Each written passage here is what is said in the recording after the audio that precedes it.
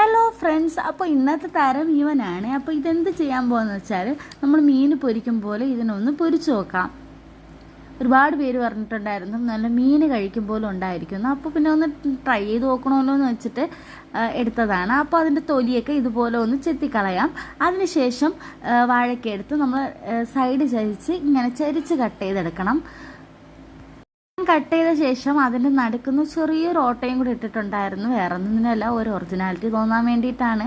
എന്നിട്ട് അതിന് ശേഷം ഇതുപോലെ വെള്ളത്തിൽ ഇട്ട് നന്നായിട്ട് ഒലച്ച് കഴുകിയെടുക്കണം. അപ്പോൾ അതിൻ്റെ കറയൊക്കെ പോയി കിട്ടും. ഇതിൽ ഒരുപാട് കറയുണ്ട് കേട്ടോ, അപ്പോൾ അതൊക്കെ പോവും. അതിന് ശേഷം ഒരു പാത്രത്തിൽ ഇഞ്ചി വെളുത്തുള്ളി ചതച്ചത്, മുളക് പൊടി, മഞ്ഞൾപ്പൊടി, ചിക്കൻ മസാല, കുറച്ച് പെരിഞ്ചീരപ്പൊടി, ആവശ്യത്തിന് ഉപ്പും ഒരു ഇച്ചിരി കറിവേപ്പിലയും കൂടെ ഇട്ട് ആവശ്യത്തിന് വെള്ളം ഒഴിച്ച് നന്നായിട്ട് മിക്സ് ചെയ്തെടുക്കണം.